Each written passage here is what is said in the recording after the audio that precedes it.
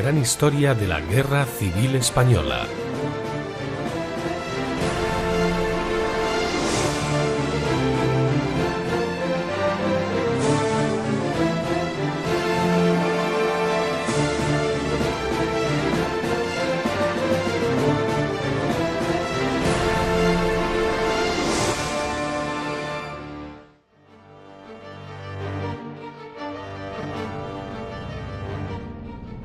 Abril 1937.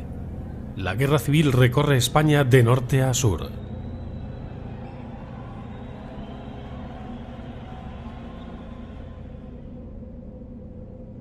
El 14 de enero se han iniciado los preparativos para la toma de Málaga.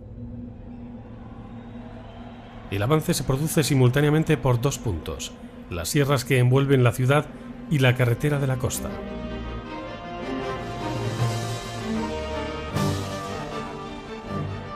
Las vanguardias de Queipo de Llano entran en Málaga la noche del 7 de febrero. Y al sureste de Madrid la batalla del Jarama finaliza con un tenso equilibrio. Los nacionales consiguen cruzar el río Jarama, pero la férrea resistencia republicana impide que puedan avanzar y se frustra la ofensiva. Simultáneamente a las batallas de Málaga y el Jarama se lucha en Oviedo, en el norte de España. El coronel Aranda, al frente de los defensores de Oviedo, mantiene un duro enfrentamiento con sus tenaces atacantes. El 21 de febrero comienza la gran ofensiva republicana sobre Oviedo. Los ataques van perdiendo mordiente y terminan por languidecer el 17 de marzo. Aranda rechaza de nuevo la ofensiva republicana y consigue que Oviedo sea inexpugnable por ahora. Tras la batalla del Jarama, el ejército de Franco, diezmado en su intendencia, pide a sus aliados italianos ayuda en la tarea de estrangular la resistencia que llega a Madrid desde Guadalajara. A pesar de que el 8 de marzo amanece con un viento huracanado, los italianos no modifican su plan y a las 7 en punto de la mañana se inicia la ofensiva. El 23 de marzo la batalla de Guadalajara toca a su fin, con la primera victoria republicana en campo abierto. La derrota supone para los nacionales que Madrid siga en manos republicanas y para los italianos del CTV su primera gran derrota fuera de Italia. Muchos italianos caen en Brihuega y Torija, en una lucha en la que nada iban a ganar y en la que perderían lo único que tenían: la vida o, en el mejor de los casos, la libertad. La derrota de Guadalajara supone el primer gran fracaso de Mussolini. Después de la decepción de Guadalajara, Franco desiste en su intento de tomar Madrid y traslada el centro de operaciones a Vascongadas, Santander y Asturias. Allí se encuentra la inmensa mayoría de la producción siderúrgica española y la práctica totalidad de las industrias extractivas de carbón, hierro y zinc.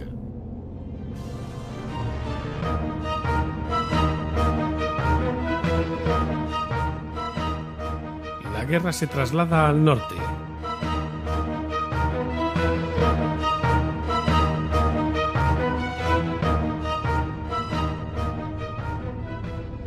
...31 de marzo de 1937... comienza la campaña del norte. El general Mola da la orden de ataque. Las fuerzas nacionales se acercan a Bilbao desde Galicia y Guipúzcoa.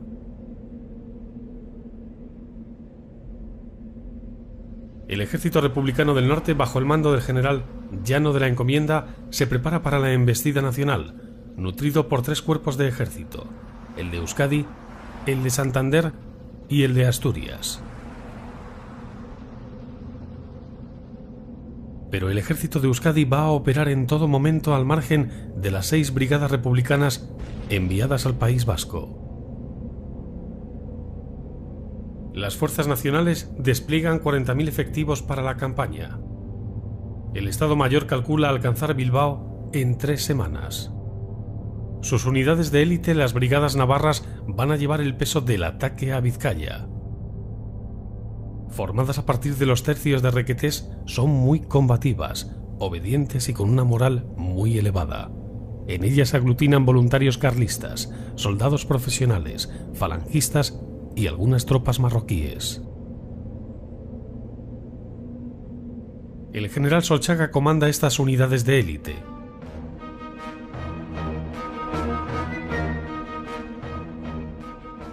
Su jefe de Estado Mayor es Juan Vigón. Junto a estas brigadas van a luchar dos unidades más, la División 23 de Marzo y la Brigada Italiana Flechas Negras. El general Kindelán, jefe de la aviación nacional, coordina el mando conjunto de fuerzas alemanas, italianas y españolas. Entre 100 y 140 aviones nacionales participan en la campaña del norte. A su vez, la artillería está dirigida por Martínez Campos. Se trata de la concentración artillera más importante hasta la fecha. Más de 250 piezas de artillería participan en la campaña para romper las posiciones republicanas.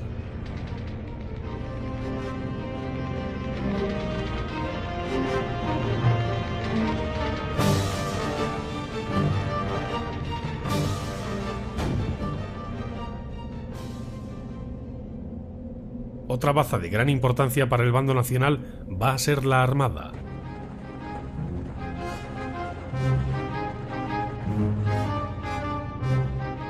La Armada Nacional mantiene un bloqueo en todo el Cantábrico y es difícil burlarlo. Pero el 20 de abril el mercante británico Seven Seas Spray, después de navegar toda la noche desde San Juan de Luz, acompañado por un destructor inglés hasta la zona reglamentaria, y desde allí por los destructores Ciscar, José Luis Díez y dos bacaladeros armados, llega hasta el puerto de Bilbao. Ha conseguido romper el bloqueo, causando auténtico entusiasmo en la población bilbaína. Cuando llega a la desembocadura del río Nervión, una pequeña flotilla y 9 cazas republicanos le dan la bienvenida.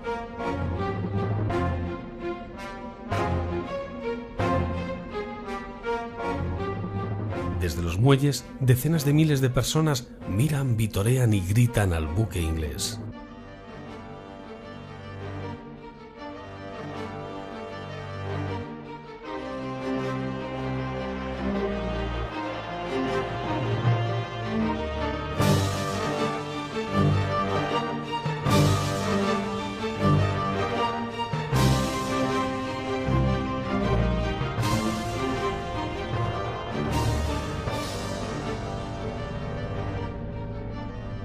El navío trae desde Valencia un cargamento de 3.600 toneladas de sal, vino, aceite, jamón, miel, harina y judías. Mientras tanto, en el frente de batalla las fuerzas nacionales toman Ibarra y la Loma de 400.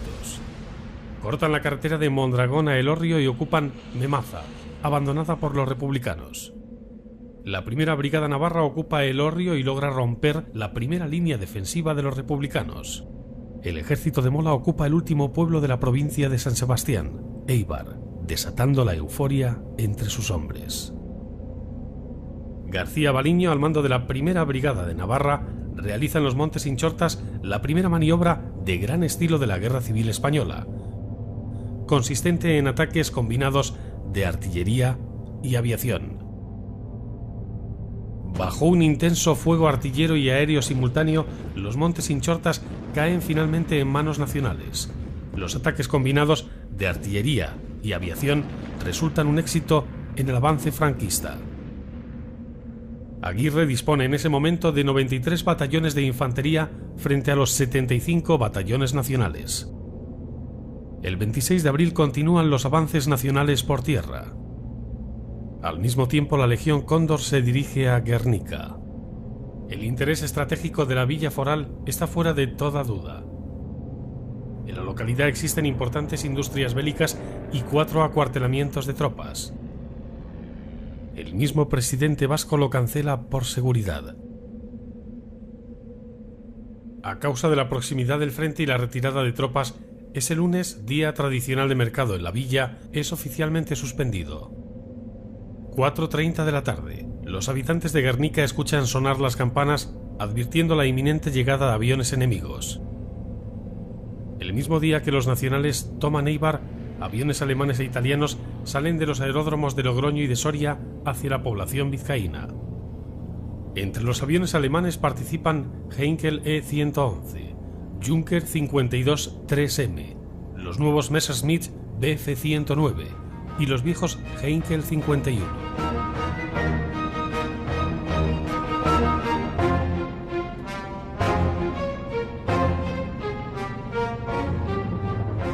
Los aviones italianos que participan en el bombardeo son los Savoia Marchetti SM-79. Primeramente, un avión de reconocimiento sobrevuela la localidad y desaparece. Poco tiempo después, aviones alemanes inician una aproximación a Guernica por el sur.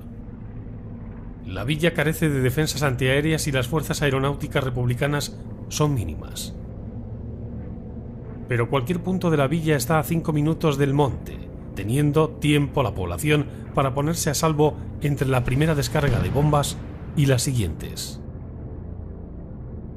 Uno de los aviones inicia el bombardeo y, tras arrojar bombas y granadas sobre el puente de la localidad, regresa escoltado por 3 cazas.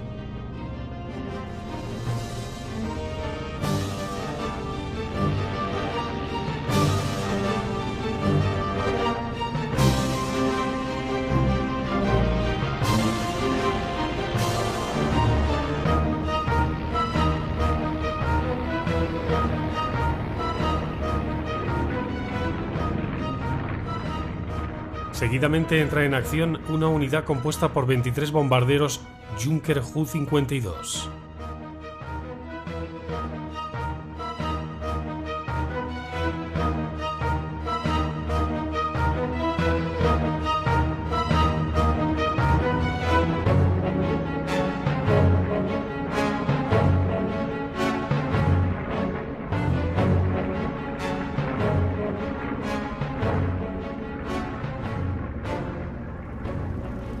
Los cazas que escoltan a los bombarderos ametrallan a la población civil, que huye de la villa por la carretera, con destino a las montañas. Hombres, mujeres y niños se refugian en sótanos y cuevas. No dejan de llegar bombarderos y cazas que vuelan bajo, arrasando caminos y calles con fuego de ametralladora.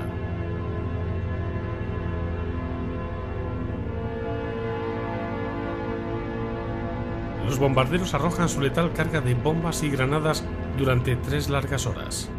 Las calles arden bajo los rescoldos y de las casas caen muros envueltos en llamas. Los más afortunados que han conseguido salir de Guernica buscan refugio en túneles bajo puentes, en el monte.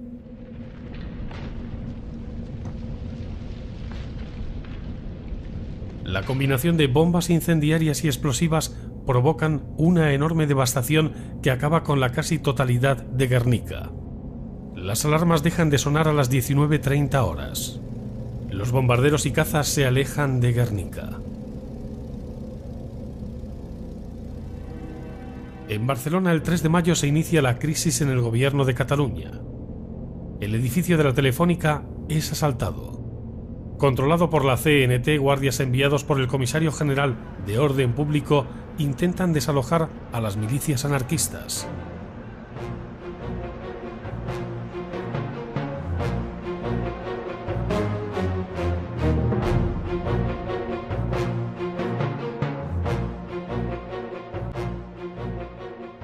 Pero el ataque es rechazado.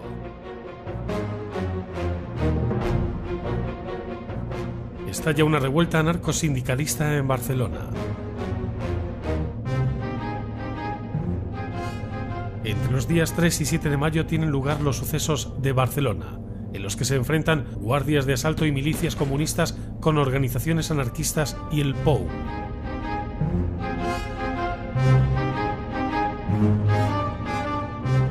Las milicias anarquistas dominan los suburbios obreros. El gobierno central envía 4.000 guardias de asalto para restablecer el orden. Companys asume todo el poder en Cataluña. La contienda es particularmente intensa en el casco viejo, cuyas tortuosas calles están plagadas de barricadas y fortines. La revuelta finaliza con un saldo de más de 100 muertos. La lucha entre los anarquistas y los estalinistas catalanistas provoca una consecuencia inmediata: la integración absoluta del ejército catalán dentro del conjunto del Ejército Popular de la República. Largo Caballero dimite y Azaña encarga la formación del nuevo gobierno a Juan Negrín. El sueño libertario y de revolución de los anarquistas se va evaporando. La CNT se ve desposeída de su privilegiada posición en Cataluña y se produce el aniquilamiento total del POUM.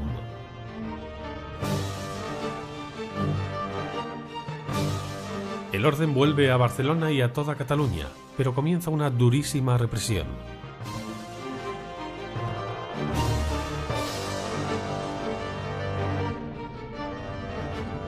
Andrés Nin, el líder del POUM, es secuestrado, torturado y asesinado por fuerzas afines al gobierno de Negrín.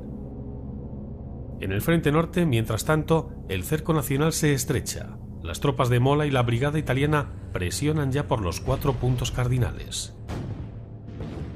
Una vez ocupada la línea Lekeitio-Marquina-Durango, Mola lanza la 4ª brigada hacia Guernica, ocupándola el 29 de abril. Fuerzas aéreas y artilleras se coordinan para dar cobertura a la infantería. El 9 de mayo Aguirre asume personalmente el mando del cuerpo del ejército vasco. Las tropas de Mola avanzan con lentitud por el interior de Vizcaya, encontrando fuerte resistencia en el agreste terreno vasco. El 17 de mayo cae Amorebieta, incendiada por los gudaris en retirada. Solo queda apoderarse de Yurre para alcanzar la línea previa al asalto del Cinturón de Hierro, que discurre a través de los montes que rodean a la ciudad. José Antonio Aguirre, presidente del gobierno vasco, establece las directrices para la defensa de la ciudad, manda fortificar la margen izquierda del río. Y dentro de Bilbao van surgiendo las primeras barricadas. Mujeres, niños y ancianos ayudan a levantar fortificaciones, barricadas, cavan zanjas y preparan la defensa de la ciudad ante el inminente ataque.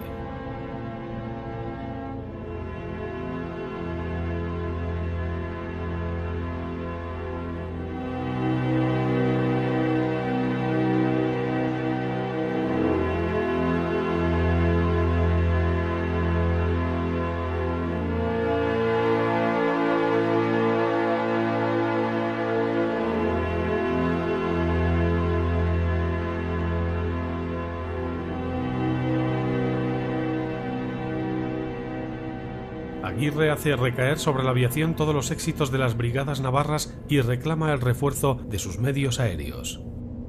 Hidalgo de Cisneros, jefe de la aviación republicana, es consciente de su terrible inferioridad aeronáutica. En el mar el dominio también corresponde a los nacionales, aunque la flota republicana es numéricamente superior. La falta de oficiales con experiencia mantiene a los barcos en puerto.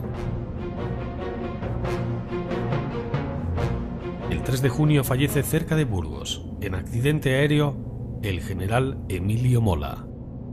Su muerte deja a Franco sin oponentes para la futura jefatura de Estado. El 13 de junio 3 brigadas navarras consiguen romper el cinturón de hierro de Bilbao por 2 flancos y extenderse por él como una mancha de aceite.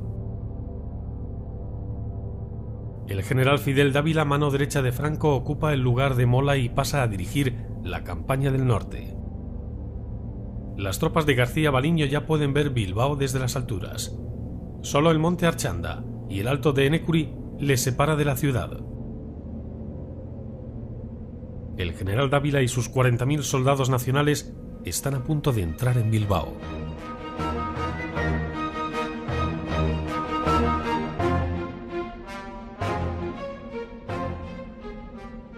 El 17 de junio la suerte está echada. A las 10 de la noche el gobierno vasco abandona Bilbao. El 18 de junio a las 3 de la tarde saltan por los aires todos los puentes del Nervión, volados por los republicanos para entorpecer así el avance de las fuerzas nacionales. El sábado 19 de junio los primeros requetés llegan al campo de fútbol de San Mamés, mientras otros entran en Deusto, Begoña y Achuri.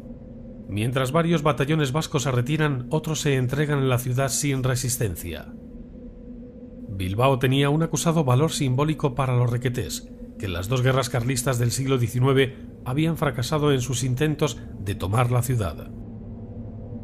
Tras las primeras avanzadillas de la infantería, los tanques nacionales llegan al centro de Bilbao. La ciudad ha caído. El 29 de junio los nacionales llegan a Balmaseda, casi en el límite con Burgos y Santander. La España nacional cuenta con una provincia más en su territorio. El 2 de julio, mientras las tropas vascas se retiran de los últimos pueblos de Vizcaya hacia Santander, todo el territorio vasco queda en manos nacionales después de una durísima campaña.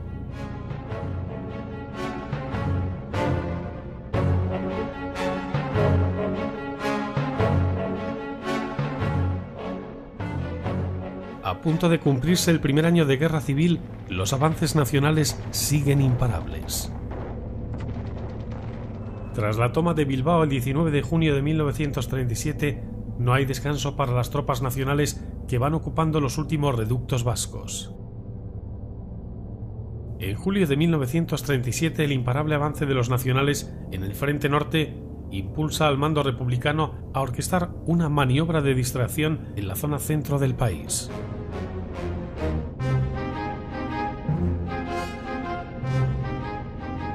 Tres divisiones mandadas respectivamente por Lister, el campesino y el asesor soviético general Walter van a ser las protagonistas de la ofensiva republicana.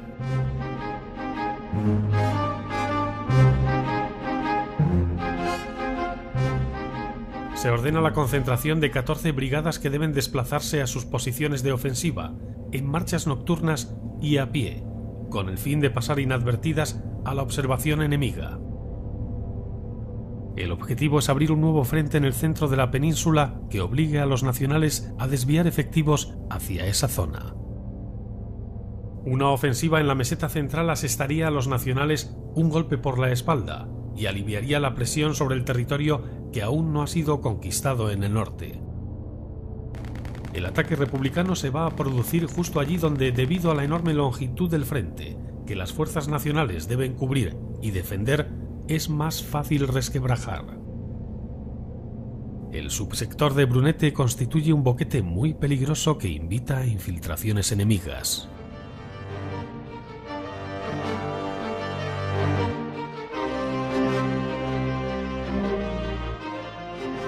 Los republicanos tratarán de romper el frente en la zona que se extiende desde el norte de la Casa de Campo hasta el sur del Puerto de los Leones.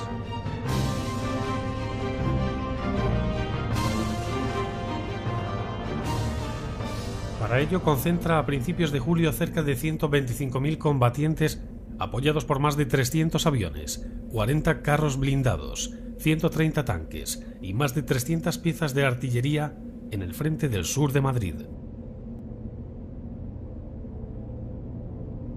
Un teatro de operaciones que tiene a Brunete como escenario principal.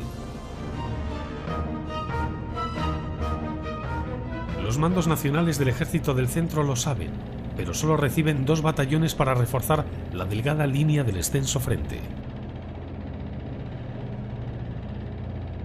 Bajo el mando supremo de Miaja avanzarán desde las estribaciones de la Sierra de Brunete hasta la carretera de Extremadura, y otro cuerpo de ejército intentará cortar las carreteras de Andalucía y Toledo. Bajo un sol abrasador, los soldados republicanos esperan la orden para iniciar el ataque. El boquete se sitúa entre Navalagamella y Villanueva del Pardillo. Se debe alcanzar la línea del enemigo al amanecer del día del ataque. Los generales Rojo y Miaja quieren mantener la operación en el máximo secreto para sorprender a las fuerzas del general Varela. Frente a esta enorme concentración y al otro lado de las líneas, los nacionales disponen de 2 cuerpos del ejército, que no sobrepasan los 50.000 hombres. La superioridad del ejército atacante es notoria, y la posición en la zona elegida para la batalla abrumadora. La noche del 5 de julio la infiltración republicana comienza.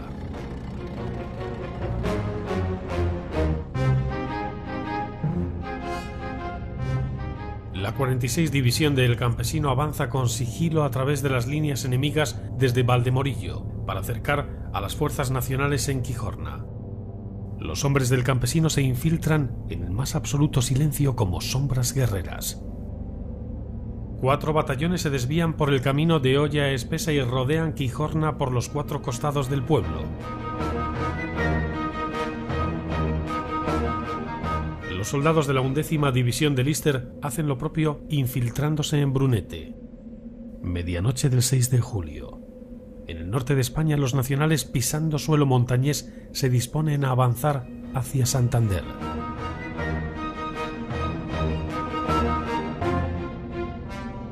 A esa misma hora, la 11ª División de Lister inicia el ataque sobre Brunete.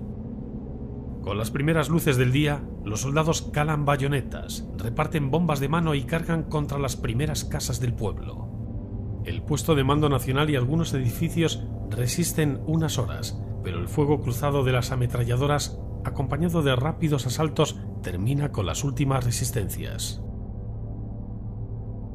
Tras ocupar el pueblo, 2 batallones de la 11ª se desvían hacia el sur por la carretera de Sevilla la Nueva y Navalcarnero, y la 9ª Brigada se dirige hacia el este, camino de Boadilla del Monte. Cuando anochece, las fuerzas de la 46 División del Campesino ocupan Villanueva de la Cañada tras duros y sangrientos combates. Es decisivo el certero tiro de su artillería y el uso que hacen de los tanques. El ataque de las fuerzas republicanas con forma de flecha ha conseguido resquebrajar el frente. La superioridad terrestre y aérea de los atacantes es manifiesta. El frente nacional se ha roto y deben impedir el paso sobre el río Guadarrama, avanzar hacia Brunete para socorrer la plaza y evitar que el enemigo avance por la carretera de Brunete a Boadilla. A pesar de su escasez numérica, los nacionales oponen una tenaz resistencia y logran mantener las posiciones, aunque embolsadas en Quijorna, Villanueva del Pardillo y el Cerro de los Llanos. En Villaviciosa de Odón, un batallón nacional frena el avance de Lister. El campesino y una división de blindados soviéticos toman al final del día el Cerro de los Llanos. El general Varela pide urgentemente refuerzos.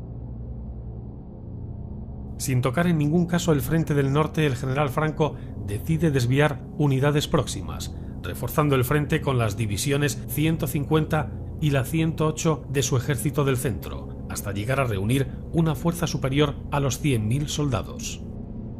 Aun siendo la situación crítica en el frente de Brunete, Franco no suspende la marcha sobre Santander. Un día después del inicio de la ofensiva republicana, los Polikarpov I-16, los primeros cazas monoplanos de la historia, se hacen dueños del cielo de Brunete. En tierra, Lister tiene que avanzar desde Brunete hasta Villaviciosa de Odón, pero en lugar de hacerlo, se atrinchera en Brunete. Sin recibir instrucciones de avance, trata de mejorar sus posiciones al sur y sureste de Brunete, pero no lo logra.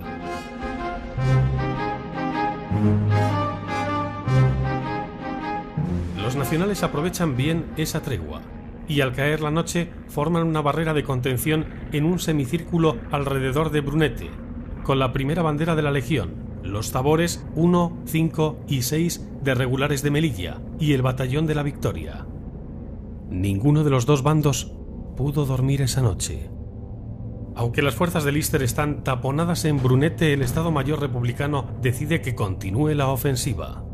Las fuerzas que sean dueñas de Valdemorillo, a 820 metros de altitud, estarán en disposición de controlar el valle, el río Guadarrama y lo que en él ocurra. La maniobra de distracción ha logrado su objetivo de frenar la campaña del norte. La ofensiva nacional sobre Santander estaba prevista para el 10 de julio, pero deberá esperar. Tropas del norte parten hacia Brunete.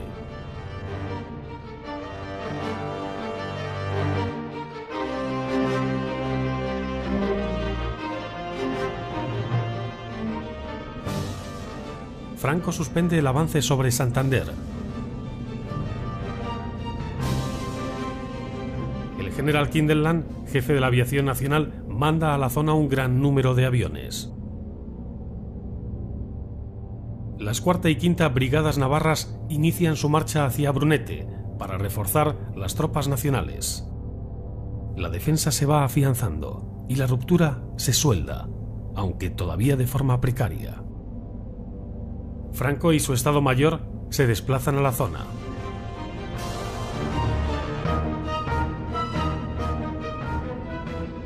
A lo largo del 7 de julio los combates se suceden en las inmediaciones del río Guadarrama.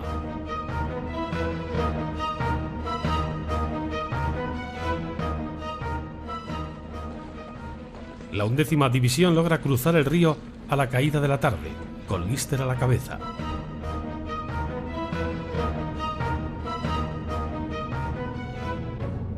Hasta ese día la superioridad republicana en el aire es manifiesta, gracias a la cobertura de las 13 escuadrillas formadas por los Polikarpov I-15, 6 Polikarpov RZ Natasha y otras 3 de Tupolev SB-2 Katiuska.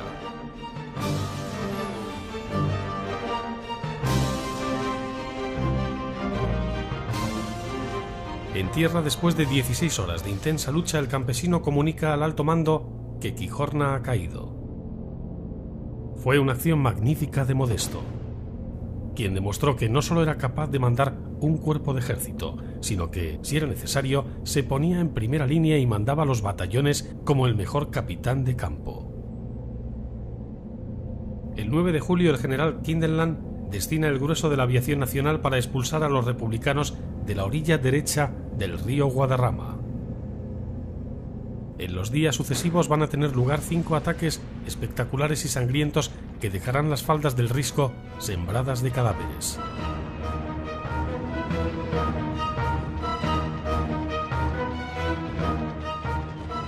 Cerro Mosquito se convirtió en una ratonera mortal. No se sabía de dónde venían las balas.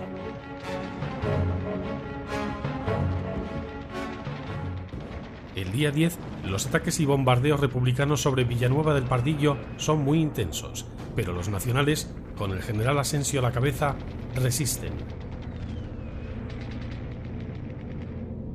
Sin embargo, la 34ª División Republicana conquista el Cerro Mocha y rodea Villafranca del Castillo, conteniendo a las fuerzas de Asensio. En palabras del general Asensio, por las lomas de enfrente se nos aproxima el enemigo en masa y necesitamos protección aérea. Se ha presentado con 10 tanques, habiéndoles inutilizado 6 de ellos. Espíritu magnífico, dispuestos a morir en cumplimiento de nuestro deber. Ese mismo día la aviación republicana bombardea con intensidad posiciones en Boadilla del Monte. Durante la mañana se produce un encarnizado duelo aéreo entre cazas rusos con modernos monoplanos alemanes e italianos. Entran en acción los primeros aparatos de la Legión Cóndor, hasta ahora solo conocidos en el norte. 13 aparatos republicanos son derribados. En palabras del teniente coronel Rojo, lo más grave de todo era la actuación de la aviación enemiga, imposible de contrarrestar. El 11 de julio los nacionales de Villanueva del Pardillo se rinden. Pero el segundo tabor de Tetuán rompe el cerco a dicho pueblo y consigue infiltrarse en Villafranca del Castillo. Las fuerzas de Miaja alcanzan su máxima penetración, agotando totalmente su capacidad ofensiva. En los días previos al contraataque nacional sobre Brunete no hay en realidad un frente, sino un constante ir y venir de hombres y máquinas, de camiones cargados de heridos y otros con nuevos combatientes para repoblar las exhaustas trincheras. En el cielo de Brunete se impone definitivamente la superioridad aérea nacional, decisiva para el futuro de la batalla. Los aparatos republicanos no podrán neutralizar la aplastante actuación de la aviación franquista.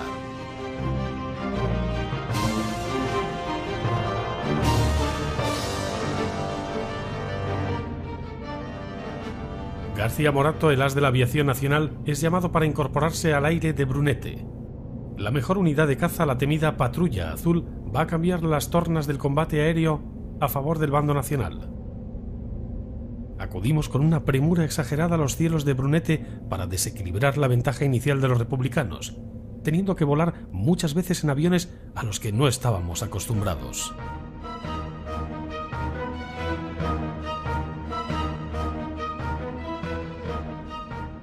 El combate aéreo más duro de la campaña tiene lugar una de estas jornadas, cuando se enfrentan varias decenas de aviones de ambos bandos. Hasta 200 aparatos sobrevuelan el cielo de Brunete.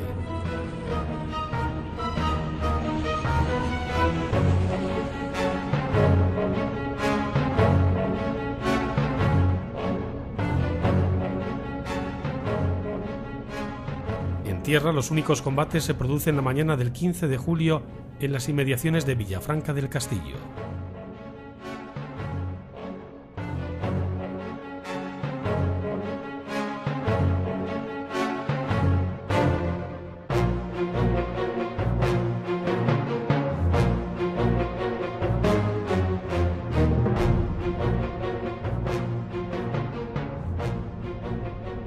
Las fuerzas de ambos bandos avanzan con lentitud. Las brigadas internacionales y la división Lister comienzan a abrir trincheras. Tanto él como el campesino dan órdenes de fortificarse. Han pasado rápidamente de la ofensiva a la defensiva. Regulares y legionarios llegan a las puertas de Brunete y se inicia un combate cuerpo a cuerpo. Los nacionales reconquistan el pueblo y las vanguardias de Lister se retiran. El bando republicano para la ofensiva, cuando todos los elementos parecían estar a su favor. El 16 de julio el general Asensio intenta un nuevo asalto al castillo de Villafranca, pero los hombres del campesino rechazan el ataque. Más al norte las tropas nacionales ocupan Navalagamella.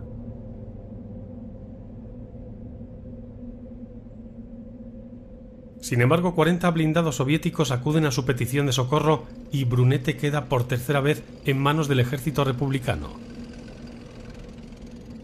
La aviación nacional despierta a los soldados republicanos atrincherados en los llanos con una lluvia de fuego y metralla.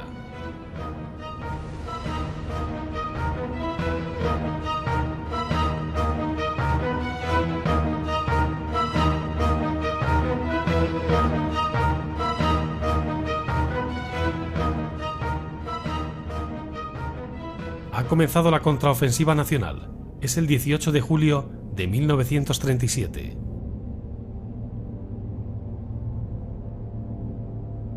La Legión Cóndor derriba 21 aviones enemigos.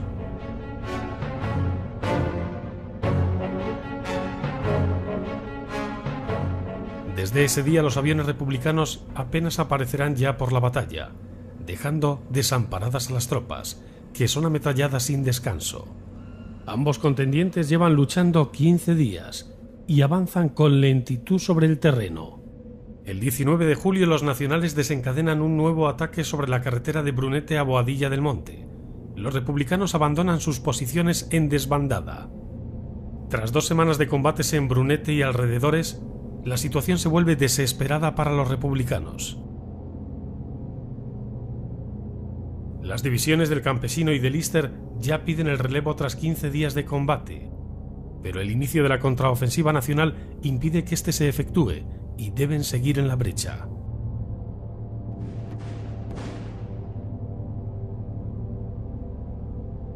La aviación republicana se apunta en su haber una proeza sin parangón hasta entonces, una operación aérea efectuada por la noche en los últimos días de la batalla.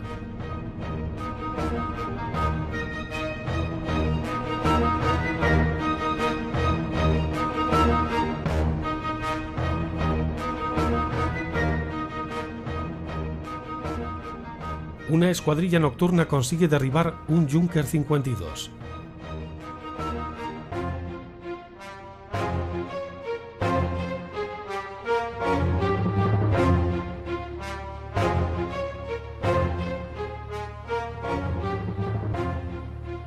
Es la primera victoria aérea nocturna de la historia bélica.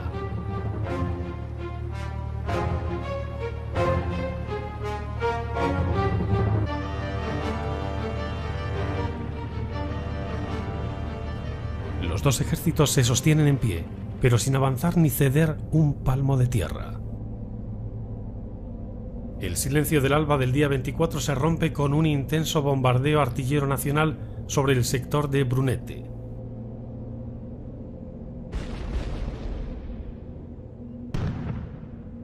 Unas horas después comienza el avance de la división Barrón con apoyo de otras unidades y un ataque sincronizado de tanques y lanzallamas.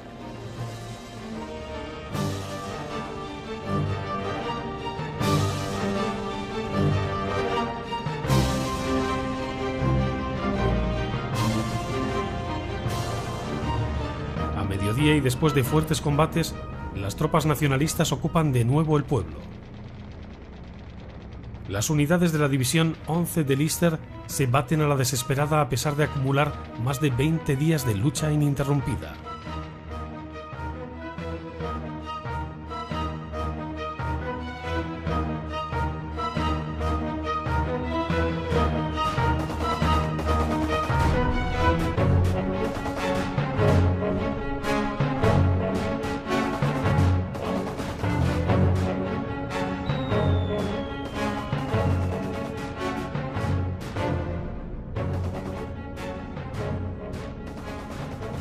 La reportera Gerda Taro, esposa del fotógrafo Frank Cappa, muere en Brunete arrollada accidentalmente por un tanque republicano.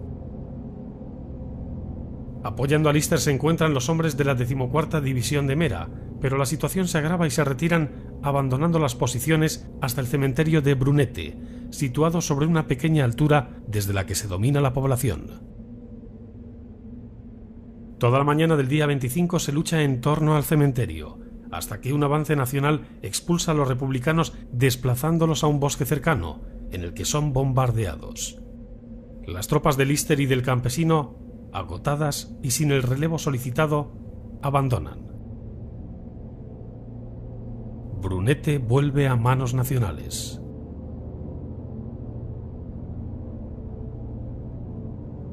Aquello era el fin. Los marroquíes atacaron en masa, en una acción suicida, sin que tuviéramos tiempo los supervivientes de reponernos. El pueblo perdía su fisonomía por momentos y lo que ya era una ruina quedó convertido en mero escombro.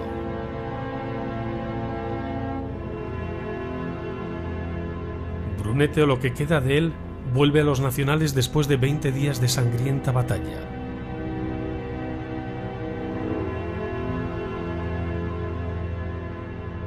A mediodía del 25 de julio los nacionales ocupan las ruinas de Brunete.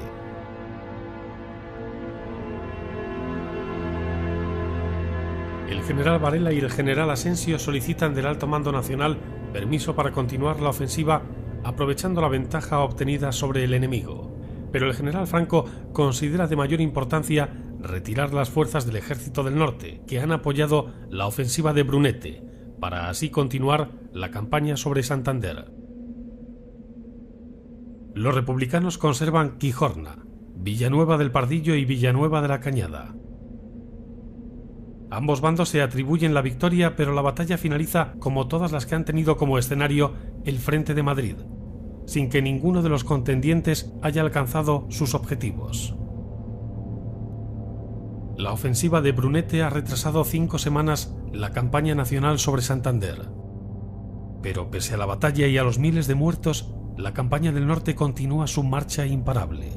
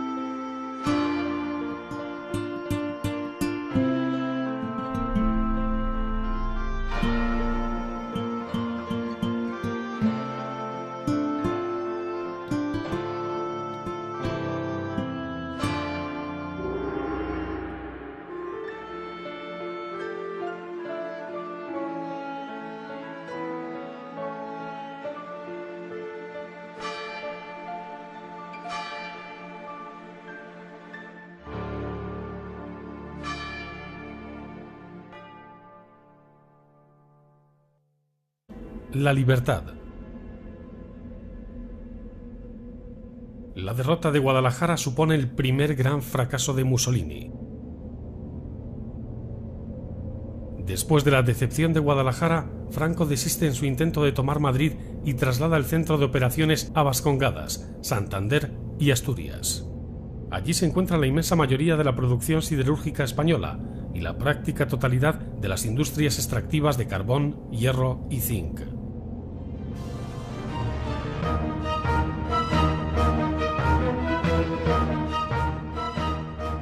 La guerra se traslada al norte.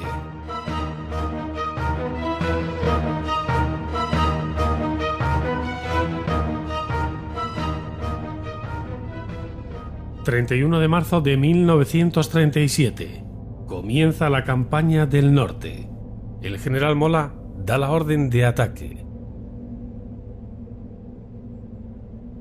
Las fuerzas nacionales se acercan a Bilbao desde Galicia y terminan por languidecer el 17 de marzo. Aranda rechaza de nuevo la ofensiva republicana y consigue que Oviedo sea inexpugnable por ahora. Tras la batalla del Jarama, el ejército de Franco, diezmado en su intendencia, pide a sus aliados italianos ayuda en la tarea de estrangular la resistencia que llega a Madrid desde Guadalajara. A pesar de que el 8 de marzo amanece con un viento huracanado, los italianos no modifican su plan y a las 7 en punto de la mañana se inicia la ofensiva. El 23 de marzo la batalla de Guadalajara toca a su fin, con la primera victoria republicana en campo abierto. La derrota supone para los nacionales que Madrid siga en manos republicanas y para los italianos del CTV su primera gran derrota fuera de Italia. Muchos italianos caen en Brihuega y Torija, en una lucha en la que nada iban a ganar y en la que perderían lo único que tenían, la vida o, en el mejor de los casos, a Guipúzcoa.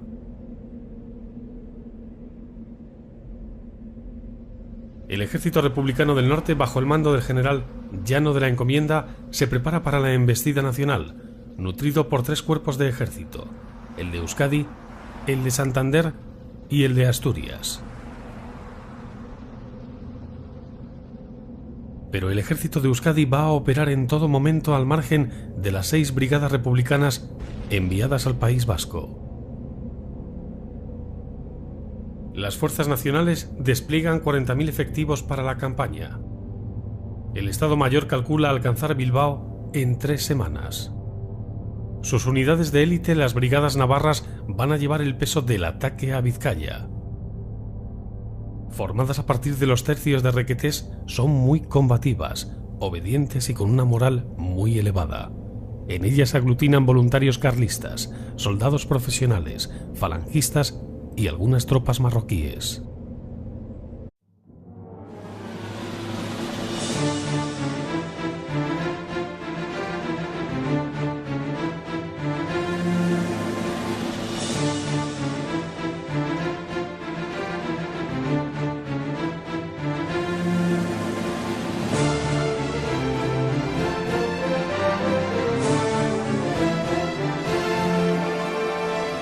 La gran historia de la Guerra Civil Española.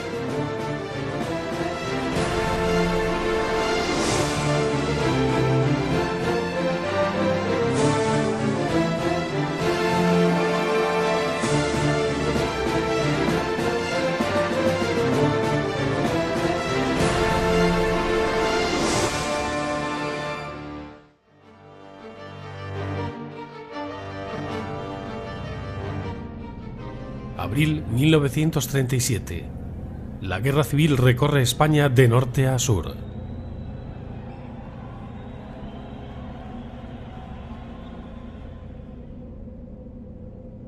El 14 de enero se han iniciado los preparativos para la toma de Málaga. El avance se produce simultáneamente por 2 puntos: las sierras que envuelven la ciudad y la carretera de la costa.